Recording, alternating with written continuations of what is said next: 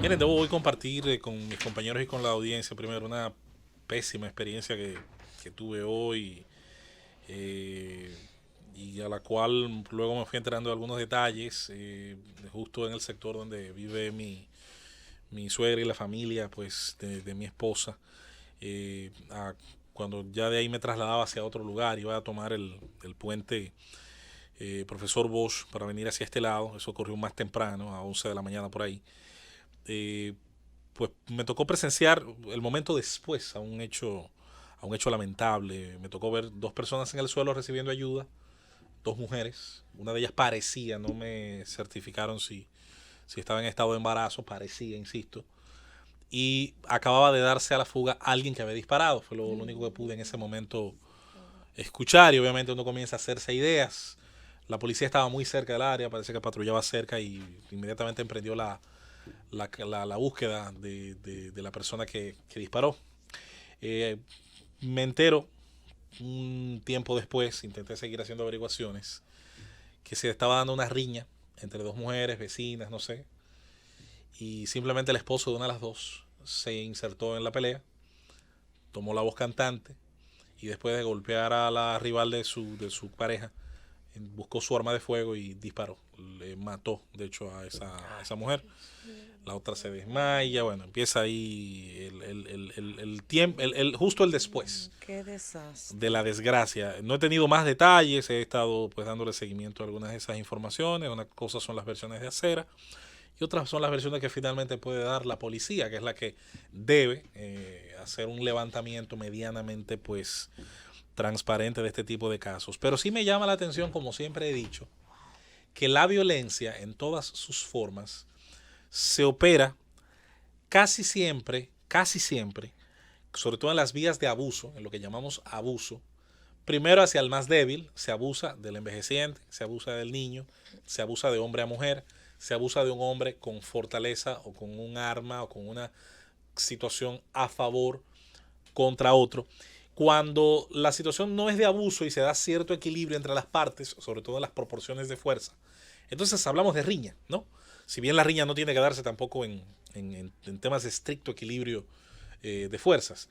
Siempre que vemos la violencia, y sobre todo la que se produce en nuestros barrios, en nuestros sectores de estratos más humildes,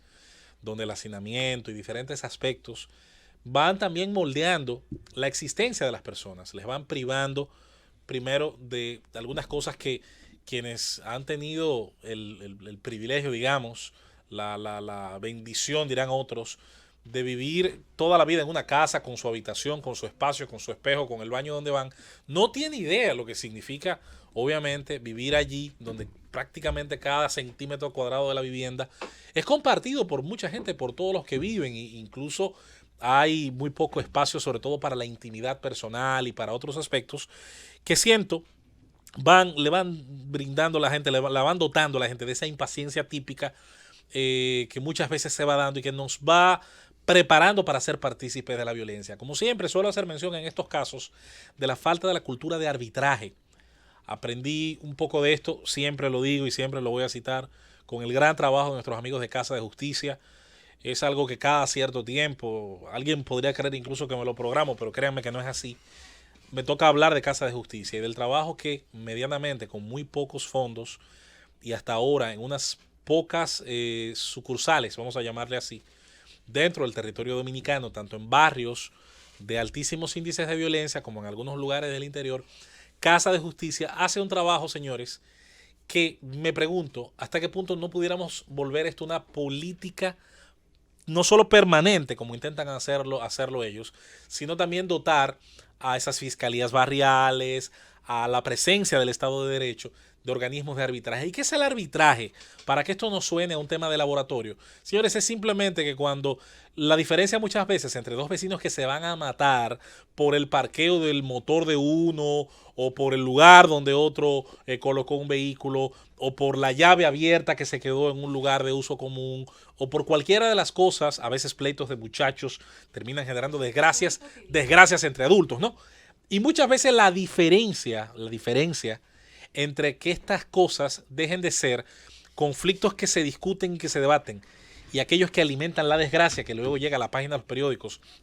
y que luego llega a periódicos digitales ya en forma de episodios que han terminado con una fatalidad o con varios heridos, la diferencia muchas veces es un árbitro. Es la idea de que se puede discutir, dirimir, yo dando mis razones, la otra persona ofreciendo las suyas y alguien intermediando. Casa de Justicia es eso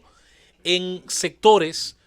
donde judicializar hechos como ese está fuera del alcance de las partes, primero porque la justicia tiene un costo, así haya defensoría pública, así haya toda una serie de elementos que de alguna manera permiten que la justicia pueda ser asequible. Por eso la misma al que justicia no tiene la conciliación. Sí, pero ahí que volvemos a lo dar. mismo. Ahí tienes un tema. Primero, el que judicializa los casos primero necesita tiempo. Y el tiempo no es amigo de la No, si premura. lo estoy poniendo es como ejemplo de claro. que si es un sistema Sí, válido, pero la aún se ve conciliación fuera de la justicia, o sea, el árbitro. hay temas, y ahí es donde está quizás la parte más importante, hay temas que no necesariamente tienen que judicializarse. Yo creo que allí donde una vez, y es un caso muy penoso, unos niños de muy corta edad peleaban entre sí, lo cual es muy normal a ciertas edades, puede aconsejarse al muchacho, puede usarse, como dice la vara de la disciplina, los que creen en el castigo físico, los que no creemos tanto en eso, no. Y puede perfectamente el padre o los padres de esos niños servirles a esos niños de ejemplo de que hablando la gente se entiende. Ahora, cuando el padre entiende que en defensa de su hijo, si se ha golpeado con otro, por Dios, de la misma edad, lo que tiene que hacer es agarrar un machete o un arma de fuego e irle encima a la otra familia. Bueno, pues usted dirá, esos casos difícilmente, insisto, se judicializan, no creo que lleguen ni siquiera a la etapa de conciliación, ya dentro de un caso legalmente pues llevado a las vías jurídicas, y hay muchos casos, muchísimos ejemplos que bien pudieran darse de cómo falta esa cultura de arbitraje, la figura del arbitraje, sobre todo en esas partes de la sociedad que están habituadas a que un conflicto, sobre todo conflictos de cierto tipo, que para muchos, y vaya que todos tenemos una idea del honor personal muy distinta, pero hay gente que entiende que hay algunas cosas que pueden manchar su honor, que va de mentarle a la madre, para decirlo en buen dominicano, a otra persona, como pueden ser otras vías de hecho. Al final, la idea de que una institución no gubernamental ha hecho un trabajo que, por cierto, se comprueba en números, cuando la gente tiene acceso a este tipo de herramientas, no hay dudas de que encuentra el camino, primero para aprender que no todo se resuelve con el machete, ni con la pistola, ni con los palos, ni con los puños, sino para luego convertirse ellos, tras pasar por esas experiencias, en ejemplos dentro de la comunidad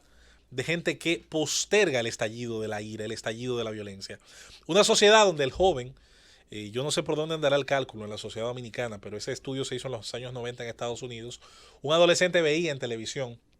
en videojuegos que en esa época no eran tan desarrollados como los de ahora,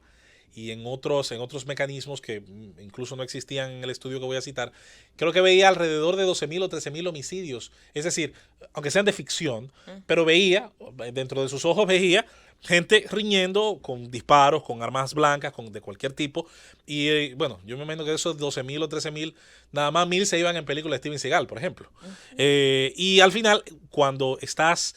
alimentándote de una oferta de entretenimiento que muchas veces no tiene el adulto que al lado tuyo te guía, te explica, te hace diferenciar una cosa de la otra, y luego, fuera de la pantalla del televisor o del celular, te encuentras con más violencia pero real. Ese proceso de cauterizar la conciencia, de ir encontrando cada vez menos alarma en hechos como ese, irlos normalizando dentro de tu nivel de pensamiento, ir entendiendo que hay algo muy natural en responder ante las diferencias con ese tipo de actos, es decir, herir, matar o incluso intentar matar a otra persona, entonces va produciendo una sociedad con ese problema transversal de la violencia que luego usted podrá subdividirla, usted podrá tratar una como un tema especial sobre otra, pero no deja de ser rama de un mismo árbol cuya raíz parece haberse adentrado muy, muy profundo en el etos, en el alma, en el comportamiento, en la cultura actual, lamentablemente, de muchas capas de nuestra sociedad.